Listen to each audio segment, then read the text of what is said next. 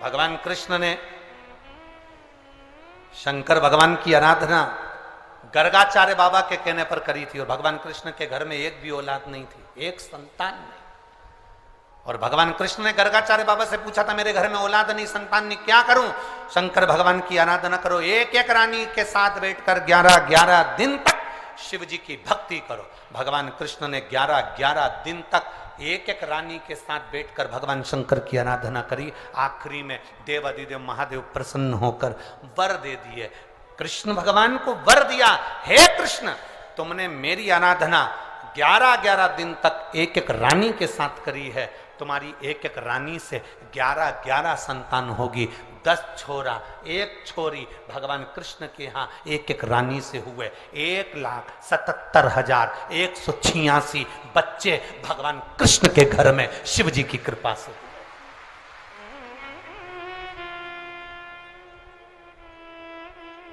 ये शिव की दया से हुए, शंकर की दया से।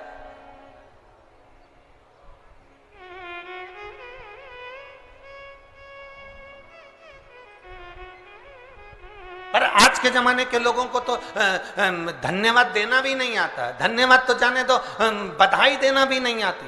फेसबुक पर ऐसी बधाई देते हैं कि उसको देखकर अपने को शर्म आ जाती। एक व्यक्ति की यहां पर बच्चा हुआ और उसने फेसबुक पे बधाई लिखी, मेरे मित्रों को बहुत बहुत साधुवाद।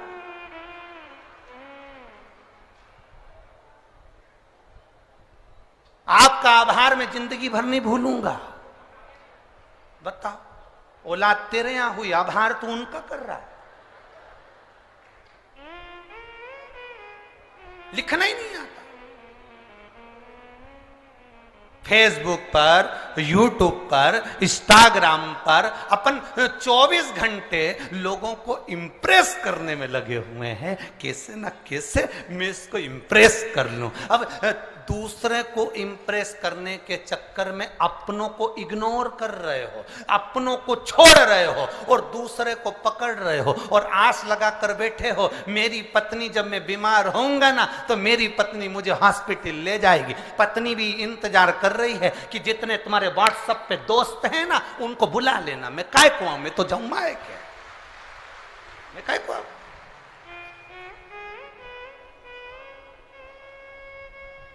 5,000 लोग मेरे से इंस्टाग्राम पर जुड़े हैं, 5,000 लोग मेरे से फेसबुक पर, 8,000 मेरे यूट्यूब पर। इतने मेरे लोग, मेरे दोस्त मुझसे जुड़े हुए हैं। एक बार मोबाइल पे लिख के डाल दे मेरी आर्थिक स्थिति बड़ी कमजोर हो गई है, केवल मुझे 3 लाख रुपए की जरूरत है। जितने जुड़े हैं सब लेफ्ट, सब लेफ्ट।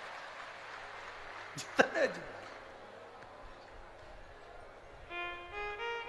अरे वो जीजियों और मेरे छिंदवाड़ा के जीजा, बहुत ध्यान रखना। हॉस्पिटल के अंदर पड़े रहोगे, 5,000 इंस्टाग्राम के, 8,000 फेसबुक के और 10,000 यूट्यूब के, ये कोई काम नहीं आएंगे। जिसको तुमने समय नहीं दिया अपनी पत्नी और बच्चों को, वो हॉस्पिटल में तुम्हारे लिए श्री शिवाय नमस्तुभ्यम कहते नजर आए। भगवान से प्रार्थना कर रहे होंगे हमारे पति के प्राण बचा लो बाबा, मेरे पति को बचा लो, मैं तुम्हारा पशुपति व्रत करूंगी, सोमवार का व्रत करूंगी। महादेव कहेंगे इसने तेरे को रत्ती भर का समय नहीं दिया, दिन भर रात को सोया तो भी। एक बार पत्नी ने घूर के देखा तो उधर, दिन भर लगा रहे। अब तू के कि मैं सोमवार का व्रत करूं ने पशुपति व्रत करूं, इनकी उम्र बढ़ा दो। भगवान बोले अब मैं तू बता क्या करूं। फिर भी पत्नी कहेगी भला है बुरा है जैसा। समझ में आ गया क्या? वही तार वाली चोटी, भला है बुरा है जैसा भी है, मेरा भेरू तो मेरा भेरू है। अब करे सो क्या करे, कहां जाए? शिव की आराधना में, भक्ति में, भगवान की आराधना में, भगवान के चित्त स्मरण में हमारी चित्त वृत्ति को हमें रंग। हम किससे आस लगा कर बैठे? किससे आस? अरे देख लिया संसार हमने, देख लिया सब मतलब के यार हमने, देख लिया झूठे नाते झूठे रिश्ते, झूठे नाते झूठे रिश्ते, अरे झूठा है संसार हमने देख लिया, सब मतलब के यार हमने देख लिया। ये किससे आस लगा कर बैठे?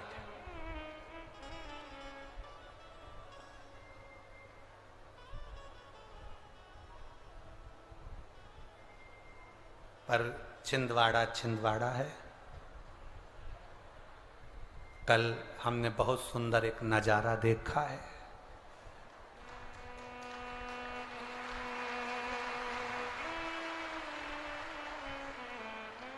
जब हम आए, बहुत सारे लोग बिल्डिंगों पे खड़े थे, एक पति और पत्नी भी खड़े थे। बहुत गजब का नजारा था दोनों का। दुकान का नाम नहीं बोलूंगा, नहीं बोलूंगा।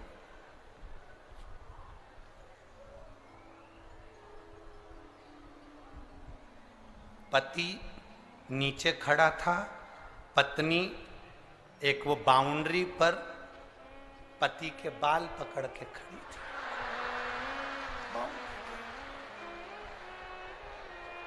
अब पति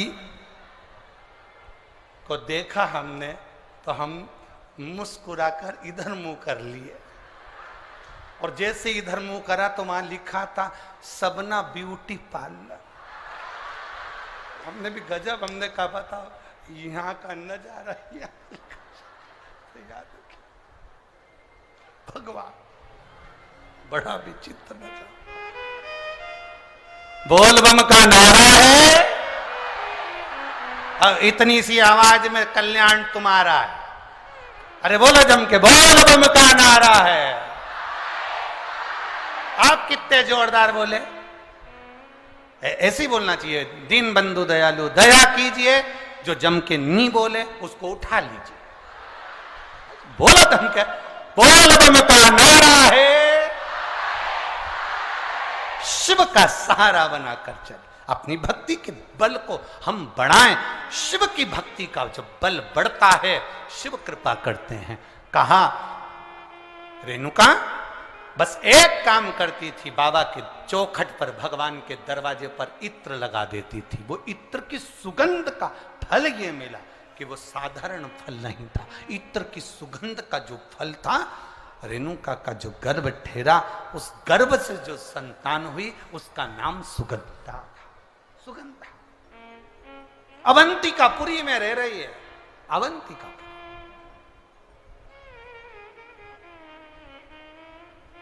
और अवंतिकापुरी में सुगंधा रह रही है। उसके शरीर की गंध, क्योंकि इत्र, बाबा को, भगवान को इत्र का समर्पण किया, उसका फल तो मिलता है। उसका फल कभी समाप्त नहीं होता। हमारा निवेदन है, शिव जी के मंदिर में अगर आप एक लोटा जल समर्पित कर रहे हो, शंकर जी के मंदिर में आप अगर एक लोटा जल लेकर जा रहे हो, शंकर जी के मंदिर में अगर एक लोटा जल समर्पित कर रहे हो, आपके घर के पास में जो शिवालय हैं वहां जाकर अगर आप एक बेलपत्री समर्पित कर रहे हो, वहां पहुंचकर आप मंदिर की सफाई कर रहे हो, वहां पहुंचकर आप भगवान की भक्ति कर रहे हो, श्री शिवाय नमस्तुभ्यम बोल रहे हो, ओम नमः शिवाय बोल रहे हो, नमः शिवाय बोल रहे हो, तुम्हारी मर्जी पड़े जो नाम का विस्मरण कर रहे हो, तुम्हारा करा गया वो पुण्य, तुम्हारा करा गया वो भजन, तुम्हारा किया गया वो मंत्र जाप खाली नहीं जाए, वो खाली नहीं जाए।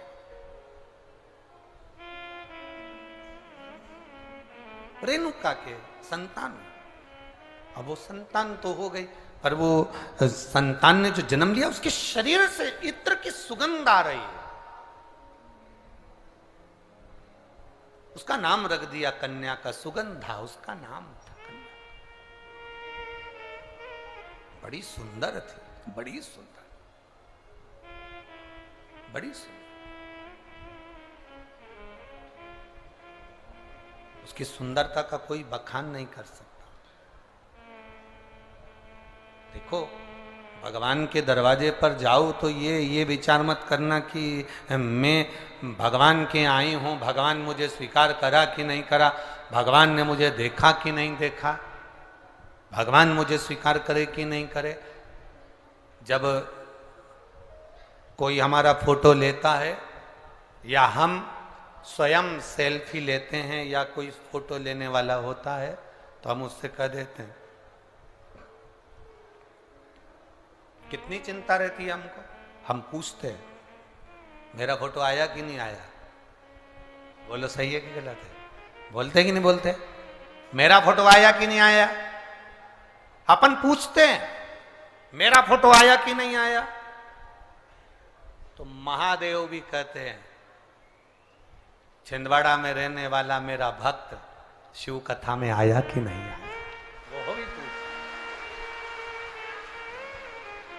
एक एल्बम तुम्हारे पास है, जिस एल्बम में तुम्हारे रिश्तेदारों के फोटो होंगे, तुम्हारे फोटो होंगे, तुम्हारे संबंधियों के फोटो होंगे, और एक एल्बम मेरे देव अधिदेव महादेव के पास में है जिसमें शिव भक्तों का चरित्र है। उसके लिए बहुत बहुत साधुवाद।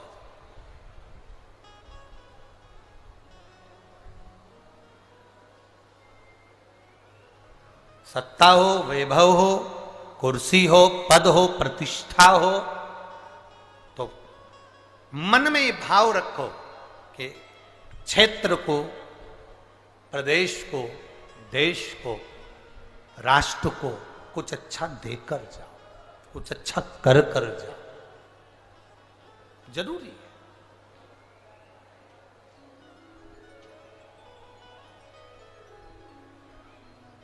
शिव कथा कह रहे हैं, सुगंधा के शरीर की गंध, सुगंधा के शरीर की जो गंध थी सब दूर फैल रही, हर जगह पर वो गंध जा रही है। कन्या बड़ी हुई, सुंदर बहू थी, उसका आकर्षण था, उसके चेहरे पर रौनक थी, सुंदरता थी। अब वो सुंदरता तो थी, साथ में उसके शरीर की जो गंध थी, उसके शरीर की जो सुगंध थी वो बड़ी प्रबल थी, बड़ी प्रबल।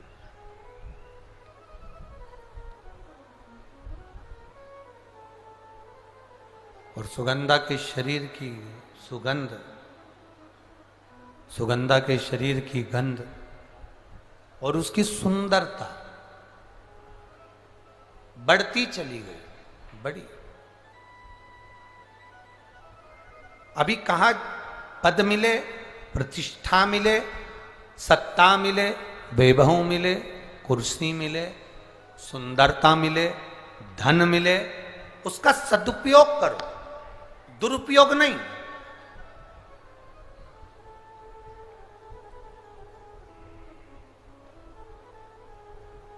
भगवान ने अगर आपको सुंदर बनाया है, भगवान ने यदि आपको कुछ दिया है तो उसमें अहंकार नहीं आना चाहिए, उसमें अभिमतता नहीं होना चाहिए।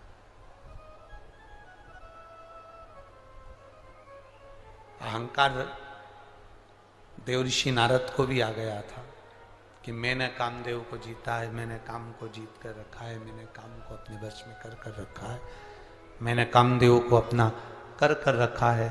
जिस कामदेव को देव अधिदेव महादेव नहीं जीत पाए, जिस कामदेव को स्वयं शंकर भगवान नहीं जीत पाए, उस कामदेव को देवऋषि नारद कहते हैं मैंने जीत कर रखा। मतलब मैंने काम को जीता तो मैं सुंदर हूं। और अपनी सुंदरता का बखान करने के लिए एक सत्ता में, एक सभा में जाकर बैठ गए। उस सभा में कन्या का स्वयंवर था। भगवान से वर प्राप्त किया था कि ऐसी सुंदर मेरी काया बना दो जिससे ये कन्या मेरे गले में माला पहना दो। और वो सुंदर था। देवऋषि नारद के अभिमान को तोड़ा भगवान विष्णु ने, देवऋषि नारद की अभिमत्ता को तोड़ दिया भगवान विष्णु ने। देवऋषि नारद की जब अभिमत्ता को, देवऋषि नारद के जो अभिमान को भगवान नारायण ने तोड़ दिया। और क्या मान करे रे काया का, क्या मान करे रे काया का, के काया माटी मिल जाएगी राम भजे। सुगंधा का शरीर सुंदर था, सुगंधा का स्वरूप सुंदर था, सुगंधन का चेहरा सुंदर था, सुगंधा के शरीर में सुगंध बहुत थी, तो उसका लाभ सुगंधा ने गलत जगह पर किया।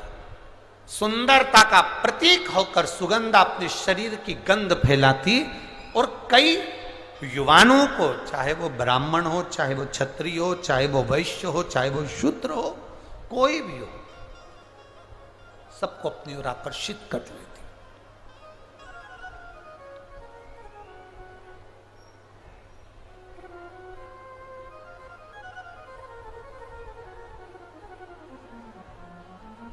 प्रेम में और प्यार में जमीन और आसमान का अंतर है।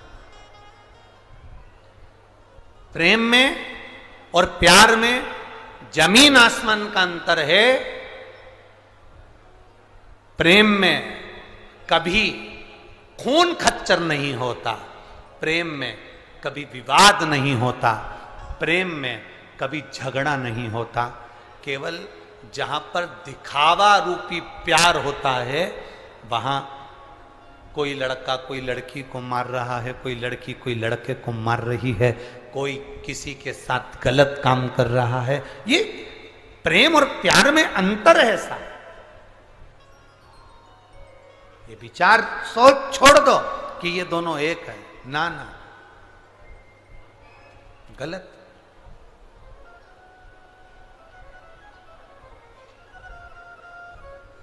प्रेम में त्याग होता है। राम जी ने अपने भाई भरत जी के लिए राज सत्ता का त्याग कर दिया। भरत जी ने अपने भाई राम जी के लिए राज सत्ता का त्याग कर दिया। लक्ष्मण जी ने अपने भाई राम जी के लिए घर का त्याग कर दिया। शत्रुघ्न ने अपनी सत्ता का त्याग कर कर अपने भाई के लिए भरत जी की सेवा में लग गए।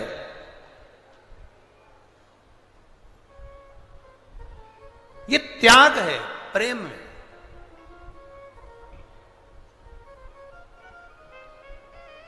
लोगों ने प्रेम और प्यार को एक कर दिया कि ये दोनों एक है। नहीं नहीं, दोनों एक हो ही नहीं सकते, दोनों में एक रह ही नहीं सकते, दोनों एक है ही नहीं।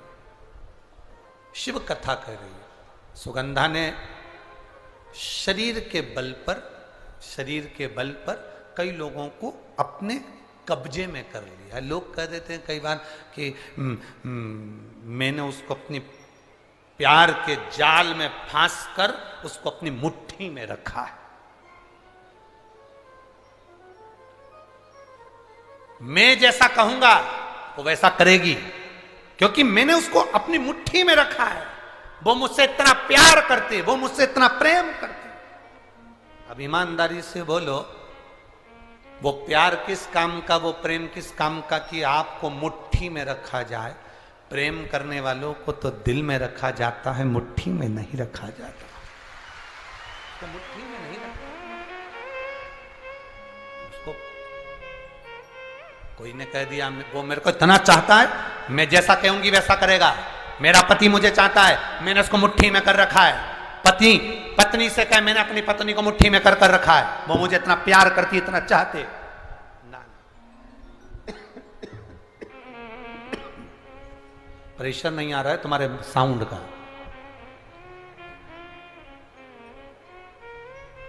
इसको कह नहीं सकते।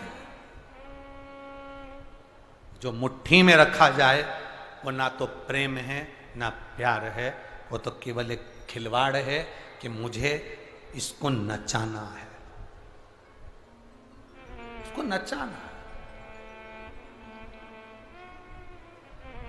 स्नेह शिव कथा कर रहे हैं। सुगंधा ने अपने शरीर के बल पर लोगों को अपनी मुट्ठी में कर लिया, अपने कब्जे में कर लिया। एक नारी, एक स्त्री, एक पुरुष,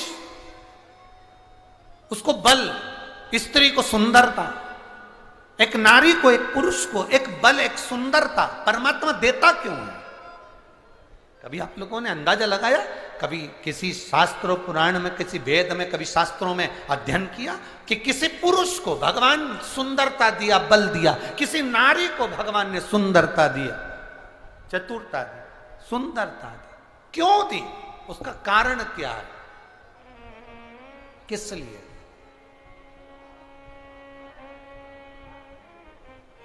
क्यों प्राप्त हुई? किस लिए प्राप्त हुई? शिव महापुराण की कथा में मां पार्वती जी जब उमा बनकर जन्मी थी, माता पार्वती का ये पार्वती अवतार तो 52 नंबर का है। 51 जन्म माता पार्वती के पहले हो चुके हैं। 51 जन्म, उसमें से जो उमा जन्म माता पार्वती का है, जब माता उमा बनी, शंकर भगवान महेश बने थे, इसलिए उनको उमा महेश कहा गया।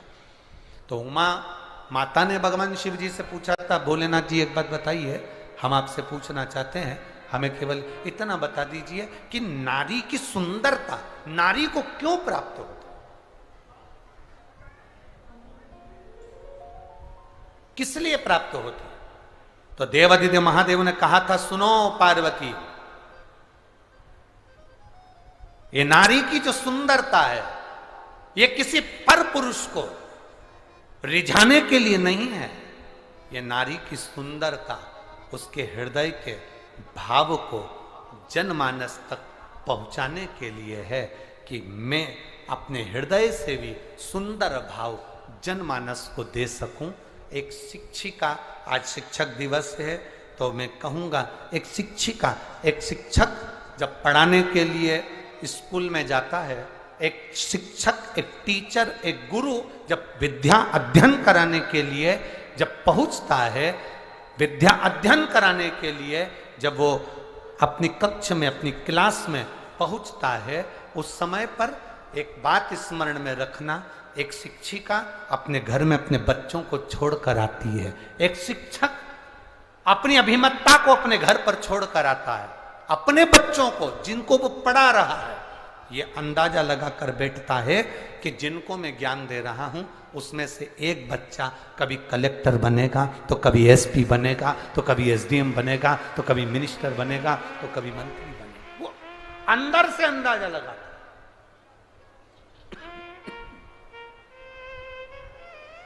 अपने भीतर से अंदाजा लगा रहा होता है, अपने अंदर से अंदाजा लगा रहा होता है। शिव कथा कह रही है, भगवान शंकर का संवाद कर रहा है, शिव महापुराण वर्णन कर रही है, शिव तत्व कह रहा है। सुगंधा ने अपने शरीर के बल पर ना जाने कितनों को अपने काबू में कर लिया, काबू में तो कर लिया। एक दिन क्या हुआ, अवंतिकापुरी में ऋषियों का आगमन हो गया।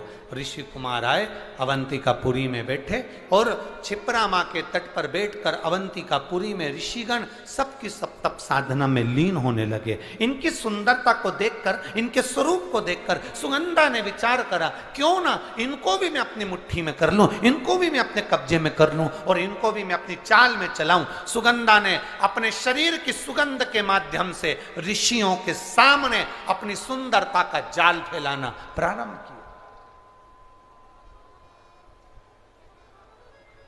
जब अपनी सुंदरता का जाल सुगंधा ने फैलाना प्रारंभ किया, ऋषियों को अपना बनाने के लिए जब जाल फेंका, अपनी सुंदरता का, अपनी सुगंध का जब जाल फैलाया, उस सुगंधा ने, ऋषि कुमार ने, एक ऋषि कुमार ने अपने ऋषियों से कहा कि ये कन्या जो सामने नजर आ रही है, ये कन्या श्रेष्ठ नहीं है, ये अपने काबू में ना जानो कितनों को कर चुकी है, तो ये अपने को भी कब्जे में करना चाहती है, ये अपने को कब्जे में लेना चाहती है, क्या करा जाए।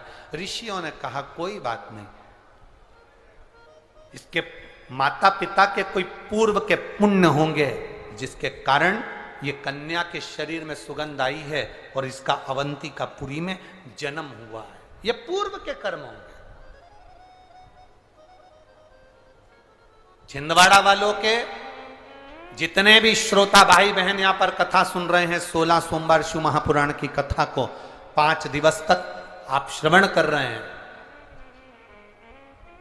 कभी अंदाजा लगाना कि आपके पूर्व के कोई पुण्य जरूर होंगे, उस पुण्य के बल पर यह शिव पुराण आपको मिली है। पुण्य नहीं होता तो कोई कथा में नहीं होता। एक पत्र आया है, देखिए।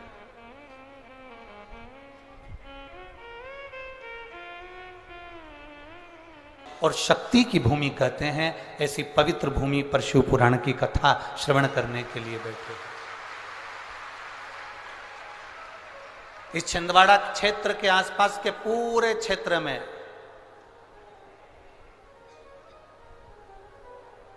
कभी मौका मिले ना तो छिंदवाड़ा के आसपास के पूरे क्षेत्र में आप घूम कर आना।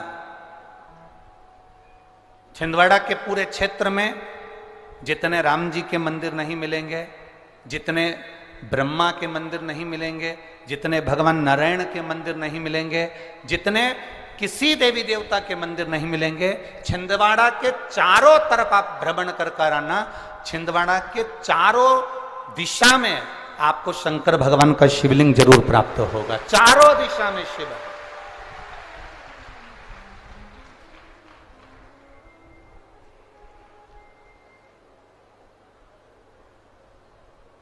इस पूरे छिंदवाड़ा के संपूर्ण क्षेत्र में कंकर में शंकर समाहित है।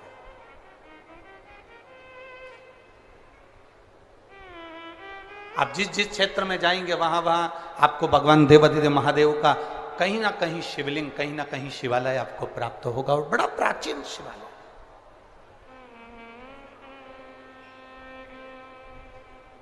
और तेरी कृपा बिना न हिले एक भी अणु, लेते हैं श्वास तेरी कृपा से तनु तनु। हे गंगाधार मुक्ति द्वार ओमकार तू, भोले ओमकार तू, आयो शरण तिहार शंभु तार तार। बखान क्या करूं मैं राखों के ढेर का, चपटी भभूत में खजाना कुबेर का।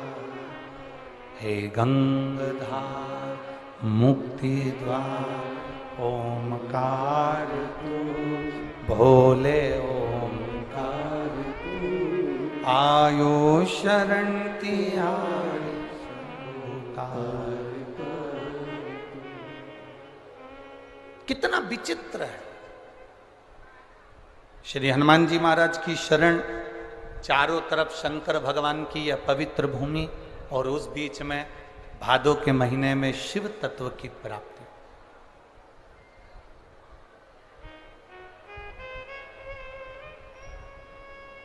और सबसे बड़ी बधाई आपको आज की,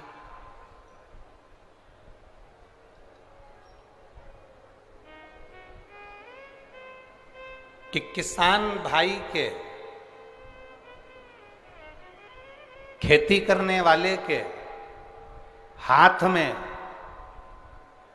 हल देने वाले हलधर भगवान श्री बलभद्र जी का आज प्रागट्य महोत्सव है। शिक्षक दिवस है।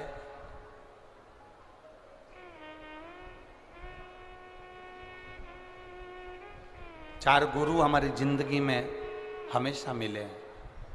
पहले नंबर पर माता, दूसरे नंबर पर पिता, तीसरे नंबर पर शिक्षक, और चौथे नंबर पर सतगुरु।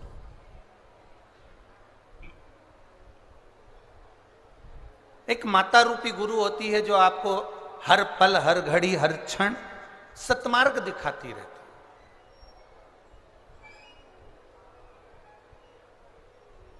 आईना दिखाने का काम भी मां करती है और बेटे को उन्नति की सीढ़ी पर बढ़ाने का काम भी मां करती है। पिता दूसरे नंबर का गुरु है, दूसरे नंबर का शिक्षक है, जो बेटे को पथ पर चलना सिखाता है।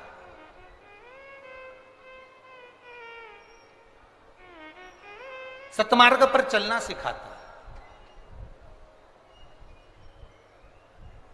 और तीसरे नंबर का जो गुरु है वो शिक्षक है, जो हमारी प्राथमिकता में हमें पढ़ना सिखाना, हमें जनमानस में कैसे अपनी जिंदगी को जीना है वो सिखाता है। और चौथे नंबर का जो गुरु है वो सतगुरु। सतगुरु का मतलब क्या?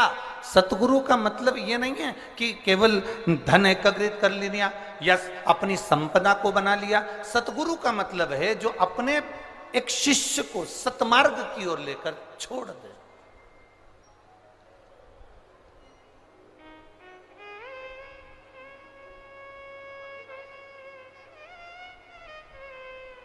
एक सतमार्ग की ओर जो लेकर चले जाए।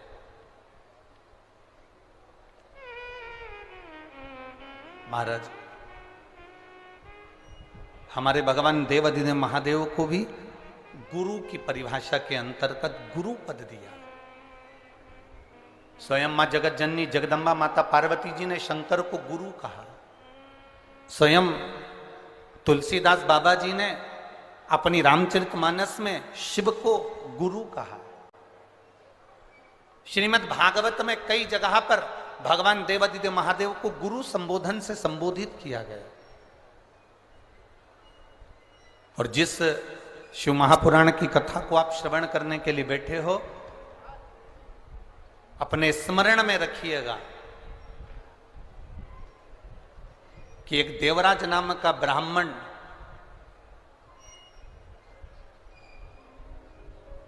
देवराज नाम का ब्राह्मण जो ब्राह्मण कुल में जन्म लिया, ब्राह्मण घर में जन्म लिया, परंतु उसने कभी ब्राह्मण कर्म नहीं करा।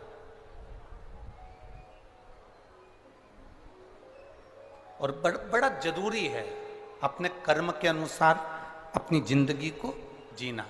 जैसे एक दो शिष्य जा रहे थे और एक स्त्री पानी में डूब रही है। दो शिष्य जा रहे हैं और एक स्त्री पानी में डूब रही है। और स्त्री पानी में डूब रही है और दोनों शिष्य आपस में बात कर रहे हैं। एक ने कहा देखो कोई पानी में डूब रहा है। दूसरे ने कहा पानी में तो डूब रही है पर वो स्त्री है, नारी है। और अपने गुरुजी कहते हैं अगर स्त्री को हाथ लगाओगे या पर नारी को अगर तुमने स्पर्श किया तो तुम्हें पाप लगेगा, तुम्हें पाप लग सकता है, इसलिए ये स्त्री पानी में डूब रही है। दूसरे ने कहा मैं अपना धर्म करना चाहता हूं, कोई डूब रहा है उसको बचाना चाहता हूं। अगर कोई पानी में डूब रहा है तो मुझे उसको बचाना है, मैं उसको बचाना चाहता हूं, मैं उसको बचाऊंगा। उसने कहा बिल्कुल मत, उसको स्पर्श मत करना, हाथ मत लगाना, क्योंकि वो नारी है। और गुरुजी कहते हैं कि धर्म के अनुसार ये हमें पाप लग जाएगा। उसने कहा पाप लगेगा जब लग जाएगा, मेरा काम है बचाना। और वो दूसरा जो चेला था, दूसरा जो शिष्य था, वो पानी में कूद गया, स्त्री को बचाकर कंधे पर रखकर उसको लेकर आया और छोड़ दिया। उसके शरीर में प्राण वापिस आ गए और ये चल दिया। जब जिसने प्राणों को बचाया वो भी जा रहा है और जो कह रहा था कि तुझे पाप लगेगा मैं गुरुजी से कहूंगा वो भी जा रहा है। दोनों चलते गए चलते गए चलते गए और दोनों जाने के बाद गुरुजी के पास पहुंचे तो दूसरे व्यक्ति ने कहा, दूसरे ने कहा शिष्य ने, गुरुजी ये आपका जो शिष्य है ना, ये आपका कहना नहीं मानता, इसने एक पाप कर दिया।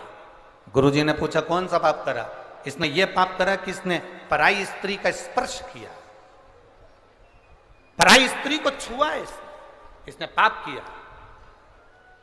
गुरुजी ने पूछा क्या पाप करा? एक स्त्री पानी में डूब रही थी, इसने उसको बाहर निकाला, छुआ तो पाप तो लगा ना गुरुजी। गुरुजी बोले पानी में से निकालने में बाहर लाकर छोड़ने में कितनी देर लगी? तो कहा गुरुजी लगभग 15 मिनट लगे। ठीक है, जहां पर उस स्त्री को छोड़ा वहां से यहां तक तुम चलकर आए मेरे आश्रम तक, कितनी देर लगी? गुरुजी 6 घंटे लगे। गुरुजी ने कहा अरे बावरे, उसने 15 मिनट का पाप अगर कर भी दिया तो किसी के प्राणों को बचा लिया, पर तू 6 घंटे से पाप करता करता आ रहा है, उसके पाप को ढोता ढोता आ रहा है। उसके पाप, जब हम कोई पुण्य करने के लिए जाते हैं, जब हम कोई सत्कर्म करने के लिए जाते हैं, जब हम कोई भगवत स्मरण करने के लिए जाते हैं, तो ये नहीं कि भगवत स्मरण करेंगे तो कहीं ना कह दिया कि वहां जाओगे पाप लग जाएगा, ऐसा करोगे ना ना। जब जब देव अधिदेव महादेव का नाम लेने बैठोगे तब तब मेरा देव अधिदेव महादेव अपने मस्तक से गंगा की शीतल वर्षा करना प्रारंभ करता है और जीवन का कल्याण करना प्रारंभ करता है। वो शिव है औघड़ी।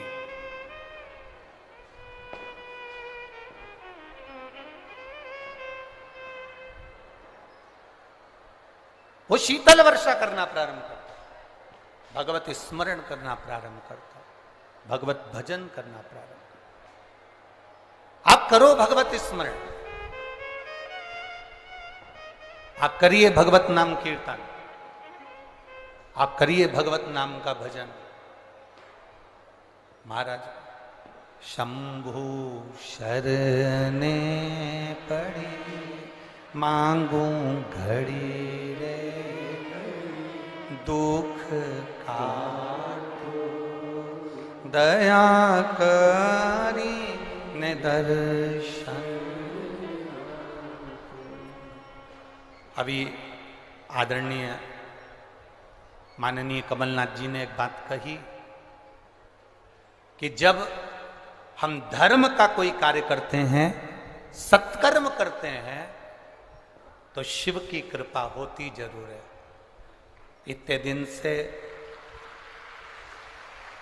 पानी के लिए, जल के लिए लोग, पूरे किसान भाई त्राही त्राही कर रहे हैं, पर बाबा देव अधिदेव महादेव की कृपा, करुणा, उदारता और उसकी करुणा से शिव आए हैं तो गंगा का जल भी जरूर आए। ये देखिए, जब व्यक्ति आगे बढ़ता है, जब व्यक्ति उन्नति की सीढ़ी की ओर जब अग्रण्य होता है, जब व्यक्ति आगे बढ़ने का प्रयास करता है, तो अच्छा कर्म करने के लिए जब आप आगे बढ़ेंगे, अच्छा कर्म करने के लिए जब आप अग्रण्य होंगे, तो ये निश्चित है कि कोई ना कोई आपका पांव खींचकर पीछे खसकाने का प्रयास करेगा। ये निश्चित है।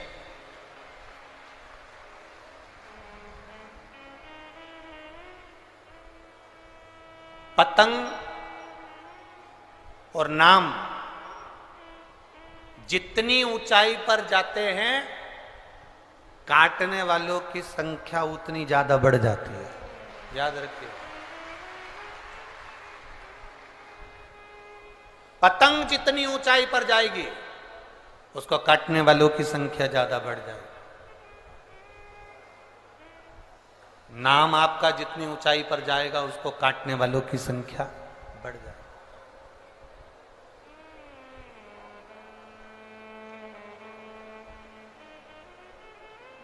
बहुत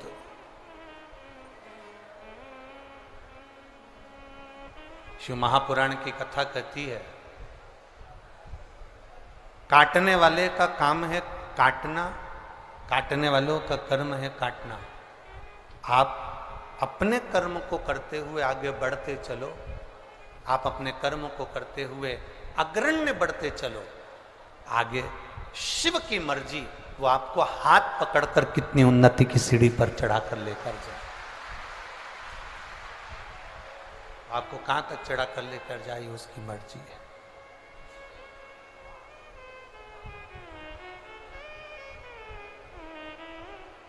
देवराज नाम का ब्राह्मण अपने कर्म से वंचित रहे।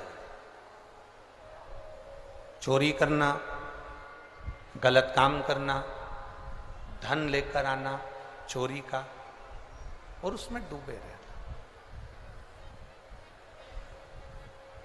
देखिए, शिव महापुराण की कथा कहती है,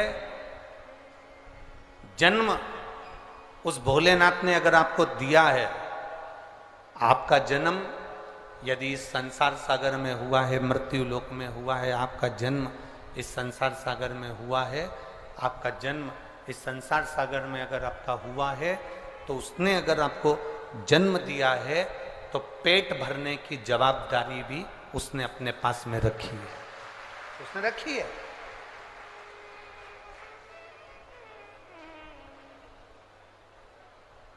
पेट भरने की जवाबदारी मेरे भोलेनाथ जी ने अपने पास में रखी है। पर शिव जी की कथा कहती है कि पेट भरने की जवाबदारी रखी, पेटी भरने की जवाबदारी भोलेनाथ जी ने अपने पास में नहीं रखी। बाबा कहते हैं कि मैं, और हमारा भी शास्त्र तो वही कहता है कि साईं इतना दीजिए जामे कुटुंब समान, मैं भी भूखा ना रहूं और साधु भूखा ना जाए। यही तो हमारा शास्त्र कह रहा है। देवराज की कथा यही तो वर्णन कर रही है। देवराज ब्राह्मण होकर अपने कर्म से वंचित हो गए।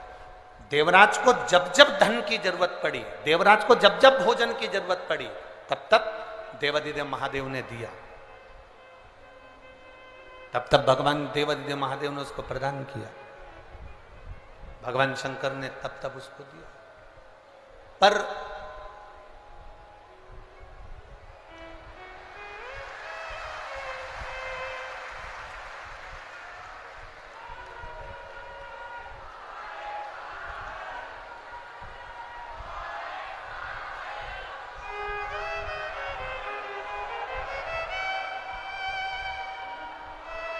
शंभू शंभू,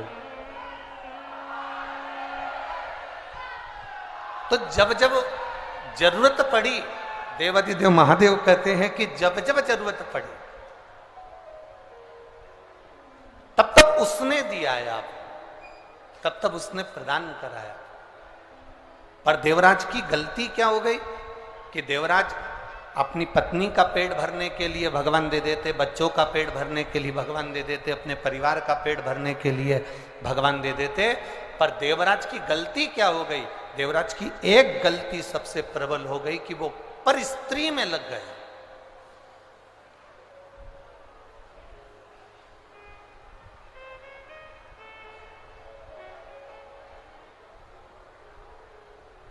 देवराज की सबसे बड़ी गलती ये हो गई कि वो पर नारी में लग गए। और जब वो पर नारी में लगा तो एक दिन उस जिस स्त्री के चक्कर में वो पड़ा था, उस स्त्री ने उससे कह दिया, जिस नारी के चक्कर में वो पड़ा था उस नारी ने उससे कह दिया, देवराज सुनो, जो रानी के गले में जो चंद्रहार पड़ा हुआ है, रानी के गले में जो चंद्रहार पड़ा हुआ है, वो हार मुझे ला कर दो। अब देवराज चोरी करने के लिए गया और चोरी का धन लेकर आ रहा है देवराज, और यही की यही चरित्र बिंदु के साथ में भी हुआ था, यही की यही।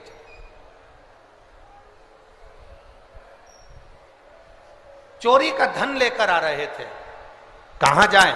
शरीर में ताप पड़ गया देवराज के, और देवराज के शरीर में ताप पड़ा तो शिवजी के मंदिर में जाकर छुपकर एक स्थान पर जहां उसको शरीर में ठंड लगी, ताप पड़ा, तो एक छुपकर स्थान पर बैठ गए।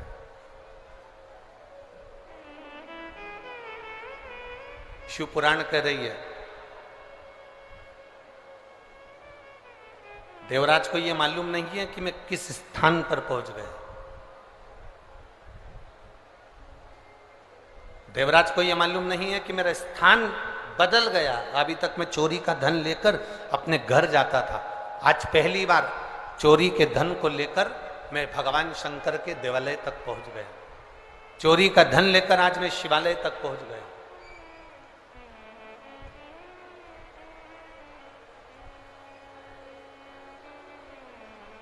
और चोरी का धन लेकर शिवालय में जब पहुंचे,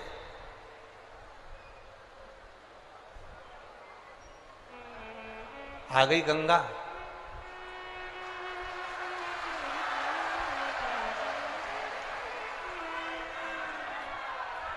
हर हर महादेव। चोरी का धन लेकर देवराज शिवालय में जाकर बैठ गया। उसको अंदाजा नहीं है कि मैं किस स्थान पर बैठा, किस जगह पर मैं बैठा। और देवराज एक ब्राह्मण देवता शिव महापुराण की कथा कर रहे थे। बाहर की आवाज अंदर आ रही है, पर यहां की आवाज यहीं नहीं आ रही। एक ब्राह्मण देवता भगवान शिव की शिव महापुराण की कथा का वाचन कर रहा है।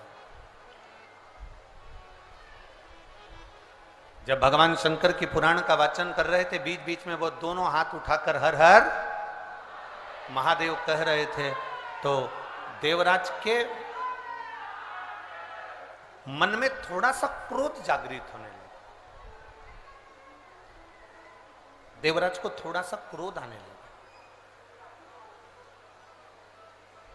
और देवराज को क्रोध इसलिए आ रहा था क्योंकि उसके शरीर में ताप पड़ रहा था, शरीर में कष्ट हो रहा था।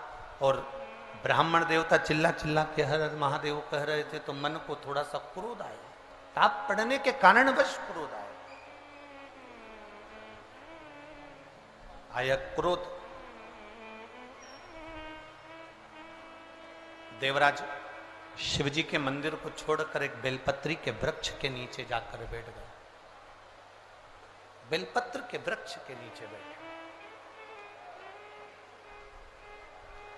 शिव पुराण कहती है,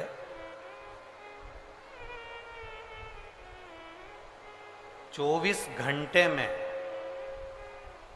शिव महापुराण की कथा वर्णन करती है, 24 घंटे में से अगर कोई 5 मिनट भी बेलपत्र, पीपल, बटवृक्ष, आंवले का वृक्ष, शिव महापुराण की कथा कहती है तुलसी का पौधा, तुलसी का पौधा हो, बेलपत्री का वृक्ष हो, या पीपल का वृक्ष हो, बट वृक्ष हो, आंवले का वृक्ष हो, या तुलसी का क्यारा हो, इनकी छांव में जो 5 मिनट भी बैठ लेता है, शिव महापुराण की कथा कहती है कि 24 घंटे उसके शरीर में एक अलग से बल उसके शरीर को प्राप्त होता है, जिससे वो रोगी नहीं रहता है। इन वृक्षों की महत्वता है। एक पत्र आया है, देखिए। पत्र तो सभी बहुत अच्छे अच्छे आप लोगों ने लिखे हैं, छिंदवाड़ा वालों ने, पर एक पत्र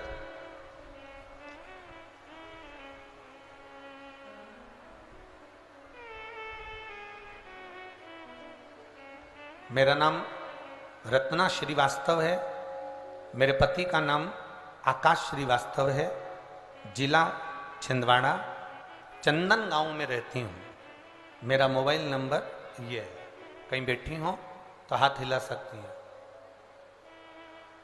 कहीं बैठी हो तो हाथ हिला सकती हैं।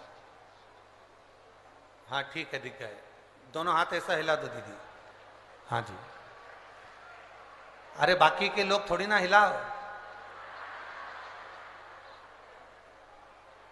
पक्के छिंदवाड़ा के हो, है? बताओ। हाँ जी जी, एक बार हाथ हिला दो तो। हाँ ठीक है, दिख गए। मेरा नाम रत्ना श्रीवास्तव, मेरे पति का नाम आकाश श्रीवास्तव, जिला छिंदवाड़ा, चंदन गांव में रहती हूँ। मेरा मोबाइल नंबर ये है। गुरुजी, एक लोटे जल का मैं क्या वर्णन करूं? गुरुदेव, 20 जून 2023 से मुझे एक छाला हो गया था, चने की आकृति का था, जिसका इलाज मैंने बहुत कराया। डॉक्टरों के जांच करवाने के लिए भी भेजने की तैयारी, और डॉक्टरों ने कह भी दिया कि ये साधारण छाला नहीं है। गुरुदेव, सारे डॉक्टरों का इलाज करवाया, सब कुछ किया, पर वो छाला जाता नहीं। डॉक्टर कह रहे हैं ये छाला अलग है, इसकी जांच मुंबई जाएगी और वहां से इसकी जांच होकर आएगी। बहुत सी चीजें डॉक्टरों ने कह दी। भोजन करते नहीं बनता था। पति के सामने अगर भोजन करने बैठती थी तो शरीर में, मुख में इतना तकलीफ होता था गुरुदेव कि हम भोजन भी नहीं कर पाते थे। पति के सामने भोजन करना भी बंद कर दिया क्योंकि उनको हमारा चेहरा देखकर अच्छा ना लगे, तो हम पहले कुछ भी जो बन सकता था मुख से वो पा लेते थे। कई बार तो 4-4 दिन तक भोजन नहीं करते थे गुरुदेव, क्योंकि मुख में वो छाला इतना तकलीफ दे रहा था। डॉक्टरों ने कहा इसकी जांच होना है, सारी तैयारियां हो गई गुरुदेव। किसी ने कहा पशुपति व्रत करो, 1 लोटा जल शिव जी को चढ़ाओ, 1 बेलपत्री का सेवन करना प्रारंभ करो। हमने वो करना प्रारंभ करा, पर वो छाला समाप्त नहीं हुआ गुरुदेव। जब एक बार पशुपति व्रत से भी समाप्त नहीं हुआ, तब हमने दूसरी बार फिर पशुपति व्रत करा। बाबा के मंदिर में जाके जल चढ़ाती, आचमन करती, शरीर में कष्ट बढ़ा। मेरी बेटी ने कहा मां अब तू मंदिर मत जाया कर, तेरा चेहरा नहीं देखा जाता। बेटी मंदिर जाती, जल लाकर मुझे देती। बाबा का मैं क्या गुणगान करूं बाबा। मेरी बेटी ने शिव जी से कहा हम भी तो तेरी अशोक सुंदरी हैं बाबा, तू सुनता क्यों नहीं है। मेरी मम्मी का जो चेहरा है, उसके अंदर जो मुख में छाला है, डॉक्टर हर कुछ बोल रहे हैं, तू एक बार ठीक कर दे बाबा। और जल का क्या महत्व करूं गुरुदेव। बाबा की कृपा से बाबा का जब स्मरण किया, 2 महीने लगातार जल पिया, बाबा की करुणा से अब छाला ठीक हो गया। इसलिए मैं चंदन नगर से पैदल चलकर यहां बाबा के कथा पंडाल में पहुंची हूं। ये शिव कृपा, ये शंकर की उदाहरण। अब ठीक है बहना, एक बार हाथ हिला दो, हर हर। बैठिए। खाली न जाता कोई दर से तुम्हारे, मैं भी खड़ी हूँ नंदे बाहे पसारे। अपने हृदय से लगा लो, लगा लो, गिरा जा रहा हो, उठा लो, उठा। ये शिव कृपा। एक पत्र और बड़ा सुंदर आया है, देखिए।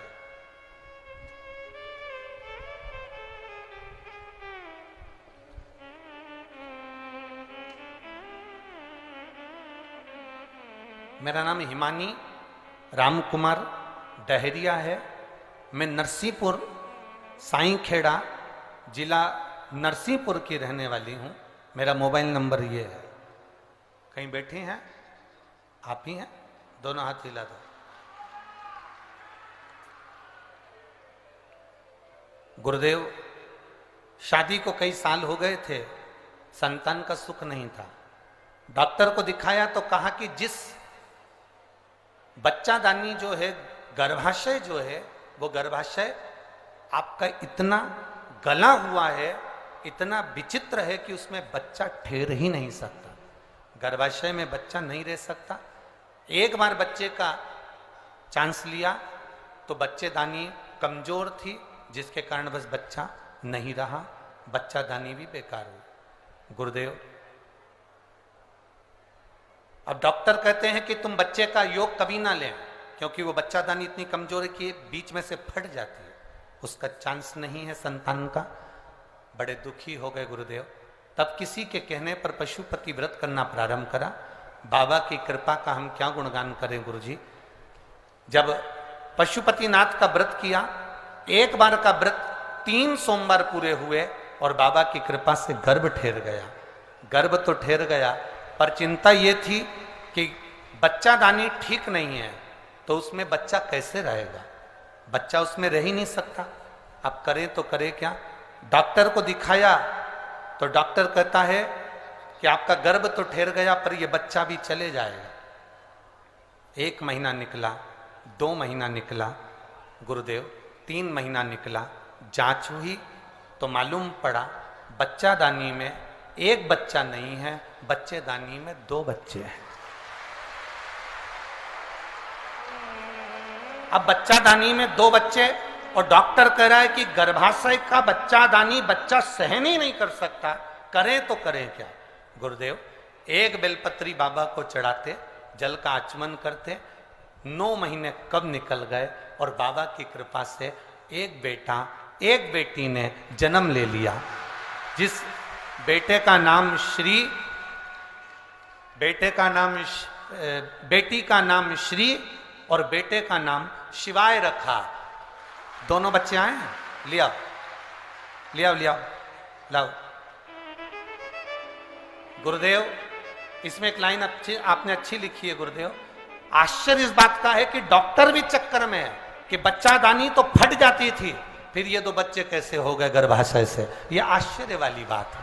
शिव तत्व है हमारा।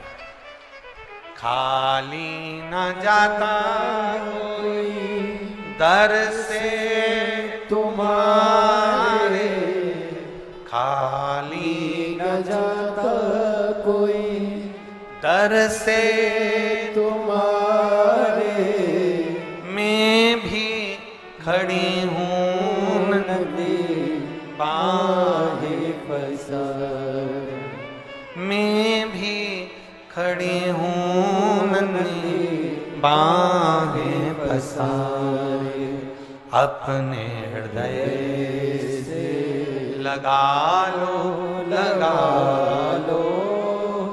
गिरा जा रहा हूँ, उठा लो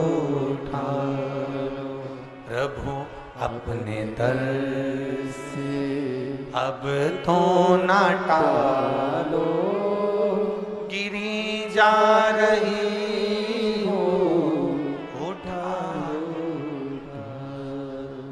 शिव कृपा, ये ओघड़ी की दया, ये उसकी करुणा। आप जितना उसका भजन करोगे, आप जितना उसका स्मरण करोगे, आप जितना उसका मंत्र जाप करोगे। लोग कहते हैं शिव पुराण है, हम कहते हैं शिव पुराण नहीं है। छिंदवाड़ा वालों, शंकर जी से कहने का मौका मिला है ये 5 दिन, दिल से कहे।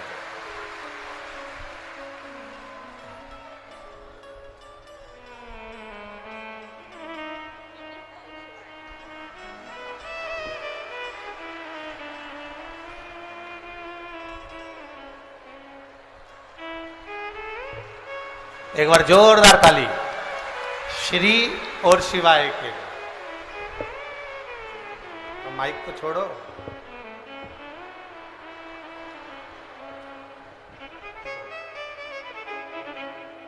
आप ही के हैं, बधाई आपको बहुत बहुत।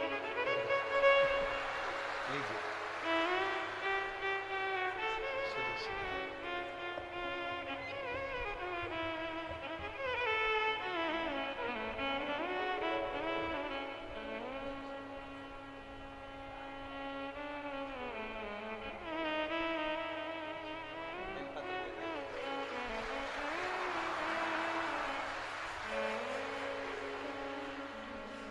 अरे लुटा दिया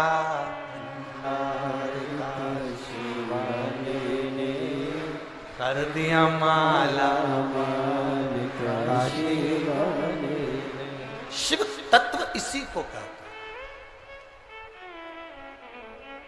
ये कहने का मौका मिला।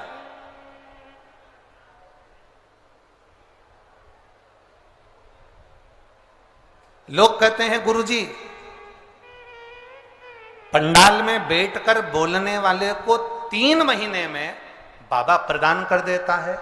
ऐसा पंडाल में होता क्या है? हम पहले भी कहे, आज फिर कहते हैं।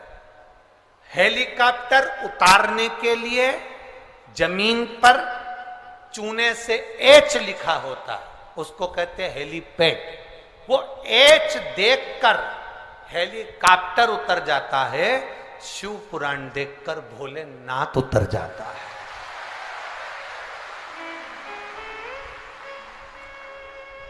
ये शंकर भगवान का हेलीपैड है।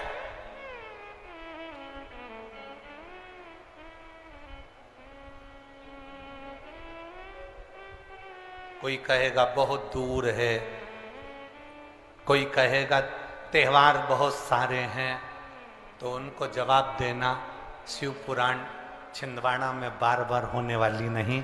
वो तो माननीय कमलनाथ जी के भाव और विचार जो एक आनंद के लिए छिंदवाड़ा वालों के लिए हैं, उस भाव को देखकर ये शिव महापुराण की कथा छिंदवाड़ा की पवित्र भूमि पर आ गई। किस्मत वाले हो, घर जाके नजर उतरवा लेना अपनी अपनी हो कि भगवान ने ऐसा योग लगाया, ये साधारण योग नहीं।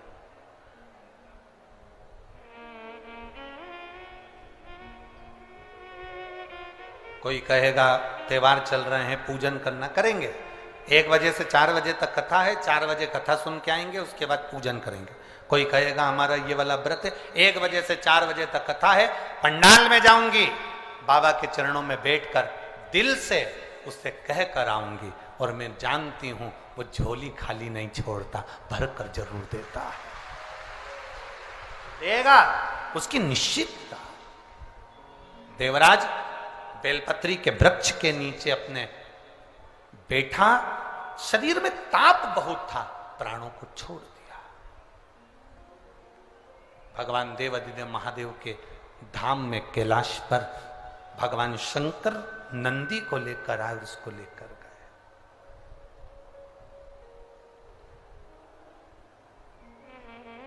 शिव लेकर जा रहे हैं। शिव महापुराण की कथा में 16 सोमवार की कथा, आप में से कितनी माताएं जिन्होंने कभी जिंदगी में 16 सोमवार करा हो, हाथ उठाओ जरा, करें 16 सोमवार? किन किन ने करे जरा हाथ उठाओ तो। हाँ दिख गए, ठीक है, ठीक है।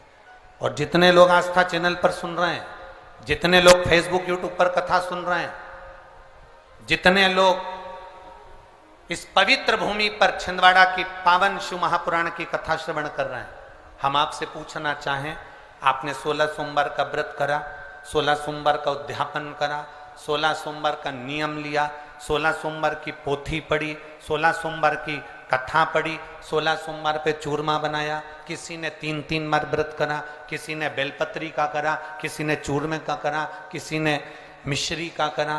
बोलो सही है? करा लोगों ने। पर जितने लोग आस्था चैनल पर कथा सुन रहे हैं, और जितने लोग इस फेसबुक यूट्यूब पर कथा सुन रहे हैं, और जितने छिंदवाड़ा की पवित्र भूमि पर कथा सुन रहे हैं, हम इनसे पूछना चाहते हैं,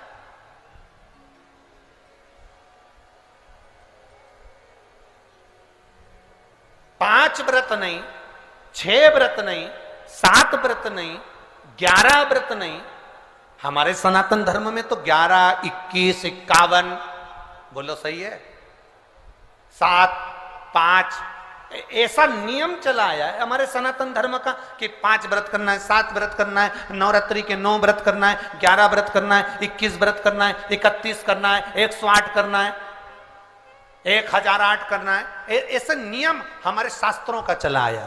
फिर आखिर 5 व्रत नहीं, 7 व्रत नहीं, 6 व्रत नहीं, 4 व्रत नहीं, 3 व्रत नहीं, 16 व्रत का नियम कहां से आया? 16 व्रत ही क्यों?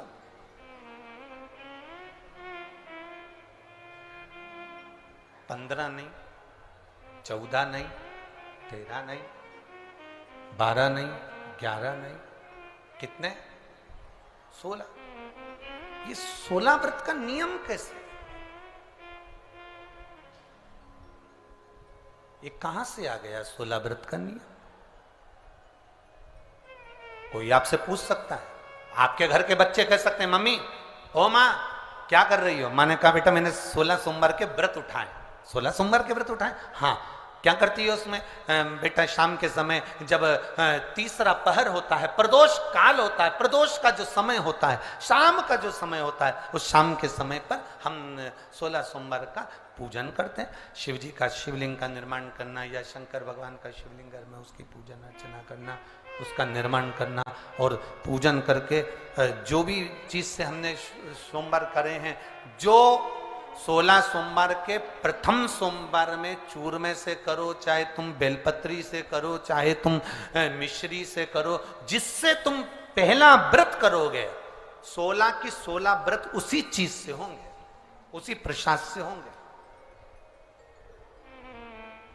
तो बच्चे कहेंगे माँ ये 16 व्रत का विधान कहां से आया, 16 व्रत का नियम कहां से आया? आपके बच्चे पूछ सकते हैं, आपसे पूछेंगे आपके बच्चे आपसे पूछेंगे कि ये 16 व्रत का विधान कहां से आया, 16 व्रत का नियम कहां से? तब आपको बताना है। अवंतिकापुरी उज्जैनी में एक कन्या रहती थी जिसका नाम सुगंधा था। बड़े ध्यान से सुनना, 16 सोमवार के व्रत तो आपने बहुत करे हैं, पर 16 सोमवार में 16 सोमवार का नियम कहां से आया? 15 नहीं, 14 नहीं, 5 नहीं, 6 नहीं, 7 नहीं, 21 नहीं, 20 नहीं, 16 का नियम कहां से आया? वो 16 के नियम को जाने। और यहीं से 16 सोमवार व्रत की प्रारंभता है, इस कथा की प्रारंभता। और जिन जिन को स्मरण में ना हो, मेरी माताओं से निवेदन है, जिनको नहीं मालूम है कि 16 सोमवार के 16 व्रत का विधान कहां से आया, उनको आप सुना सकते हो, आप उनको बता सकते हो। अवंतिकापुरी में एक सुगंधा नाम की एक बड़ी सुंदर कन्या रहती थी, बड़ी सुंदर थी। उसमें उसके चेहरे पर बड़ा आकर्षण था, उसके चेहरे पर बड़ी चमक थी, उसके चेहरे पर बड़ी रौनकता थी, बड़ी रौनक। अब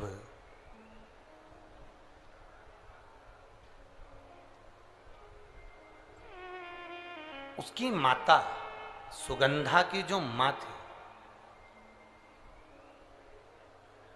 सुगंधा जो कन्या थी, उसकी जो माता थी जिसका नाम रेणुका था, वो रेणुका एक काम बड़ा विचित्र करती थी।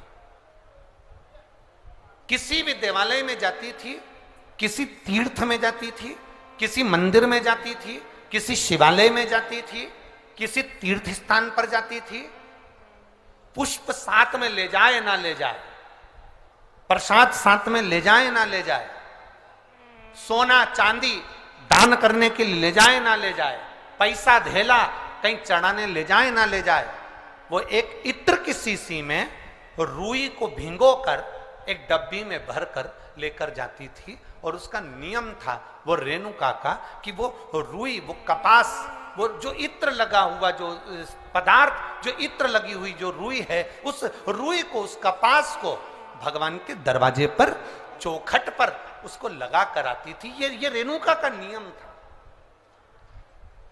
ये सुगंधा की मां का नियम था।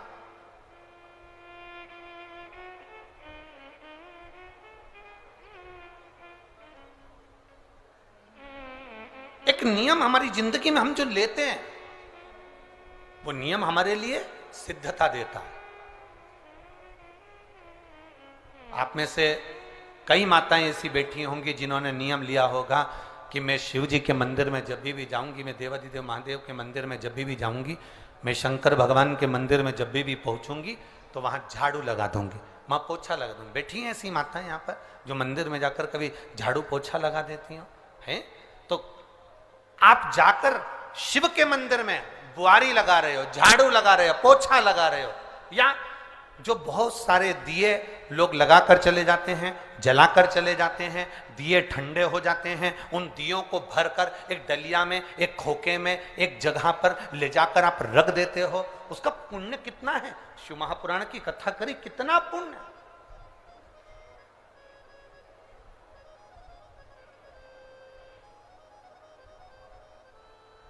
गुरु नानक देव जी ने तो अपने शिष्य वाले से कहा था, गुरु नानक देव जी अपने शिष्य से कहते हैं, संत शिरोमणि में भी शिरोमणि परम पूज्य गुरु नानक देव जी अपने शिष्य बाले से कहते हैं, बाले सुन, भंडारा करने वाला भंडारा करे, लंगर करने वाला लंगर करे, चखने वाला चखे, करने वाला करे। अगर भूलवश भी, बाले, अगर कोई भूलवश भी उस लंगर के स्थान पर से मात्र एक गीला कपड़ा कर कर, एक पोछा कर कर, एक बुआरी सवारनी कर कर अगर निकल भी जाता है तो वो अपनी जिंदगी के कई दुखड़ों को समाप्त कर जाता है। गुरु नानक देव जी कह रहे हैं बाले से।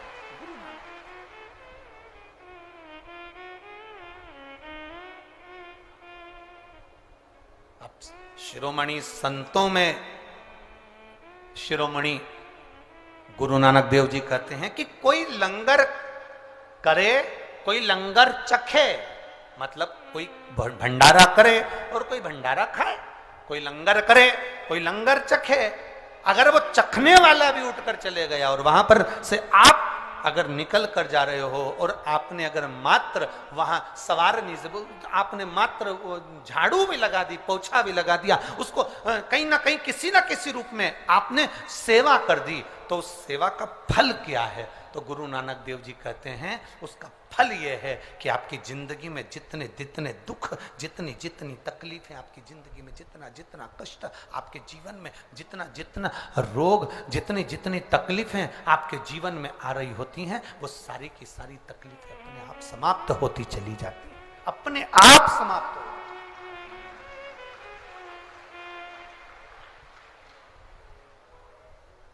अब